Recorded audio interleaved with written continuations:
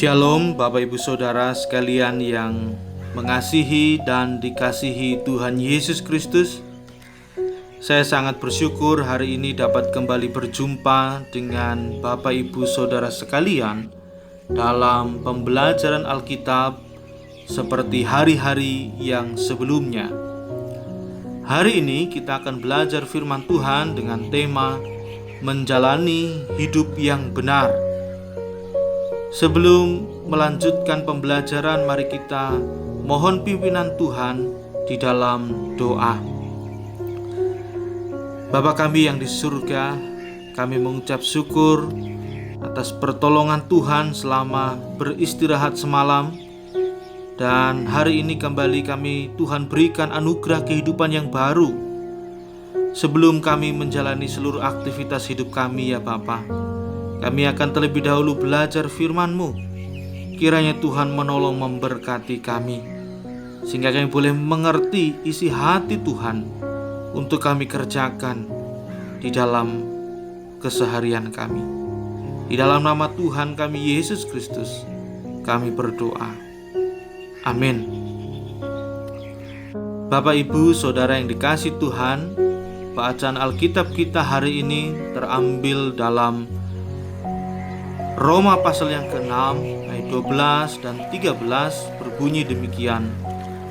Sebab itu hendaklah dosa jangan berkuasa lagi di dalam tubuhmu yang fana, supaya kamu jangan lagi menuruti keinginannya.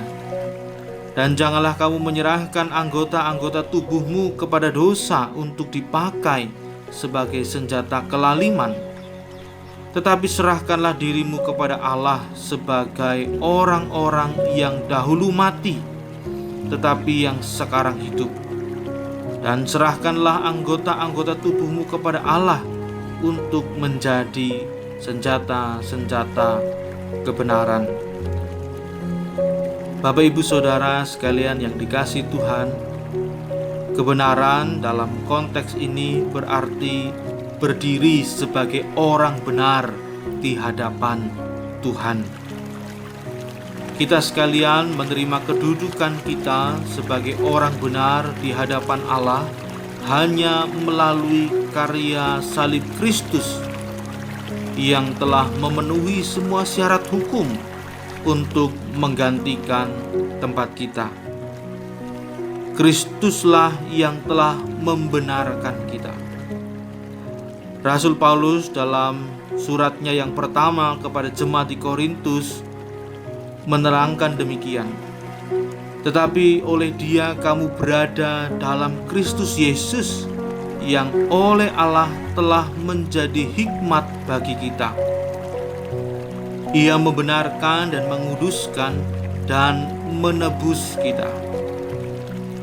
Hari ini saya mengajak kita sekalian untuk belajar tentang kunci kehidupan yang benar sebagai seorang Kristen.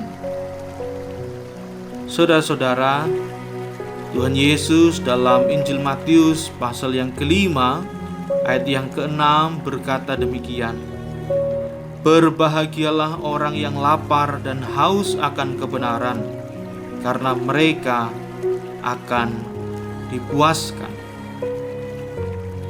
Sementara dalam Injil Matius pasal yang ke-6 ayat 33, Tuhan Yesus menyatakan kebenaran yang sama di dalam cara yang berbeda. Tetapi carilah dahulu kerajaan Allah dan kebenarannya, maka semuanya itu akan ditambahkan kepadamu. Apakah yang dimaksudkan dengan lapar dan haus akan kebenaran? Saudara, saat saudara berada di tempat yang kering dan panas untuk jangka waktu yang lama, saudara pasti akan mengalami kehausan. Saudara akan bersedia menempuh jarak yang cukup jauh, bahkan mungkin mendaki bukit batu yang bisa saja akan melukai tangan dan lutut saudara hanya untuk mendapatkan air. Setelah saudara mencari dan mencari serta menemukan air, saudara mengambilnya, saudara yang merasa sangat panas dan kering akan segera meminum air tersebut yang dengan segera membasahi tenggorokan saudara. Saudara akan meminumnya dan meminumnya lagi sampai akhirnya saudara akan dipuaskan. Pertanyaannya sekarang adalah, apakah saudara benar-benar lapar dan haus akan kebenaran? Bersediakah saudara mencari kebenaran walaupun saudara akan terluka dalam masa pencarian itu? Banyak orang lapar dan haus akan dunia. Mereka menginginkan kekuasaan, uang, popularitas, dan lain sebagainya.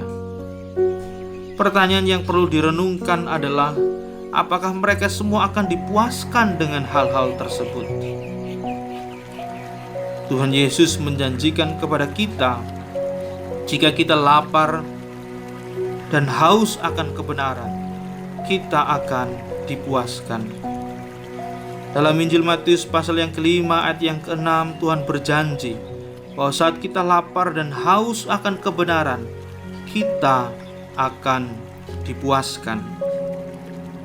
Ayat yang ke-6 berbunyi, berbahagialah orang yang lapar dan haus akan kebenaran, karena mereka akan dipuaskan. Orang-orang yang lapar dan haus akan kebenaran akan dipenuhi dengan kebenaran yang jauh lebih baik dari apapun yang mereka miliki. Ketika kita menerima Kristus di dalam hidup kita melalui iman, kita diisi dengan kebenarannya. Ini adalah awal dari hidup yang baru untuk kita semua.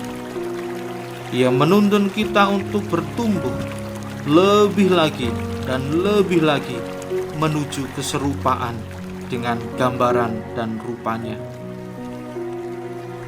Rasul Paulus menerangkan dalam Roma pasal 12 ayat yang kedua, janganlah kamu menjadi serupa dengan dunia ini, tetapi berubahlah oleh pembaharuan budimu, sehingga kamu dapat membedakan manakah kehendak Allah, apa yang baik, yang berkenan kepada Allah, dan yang sempurna.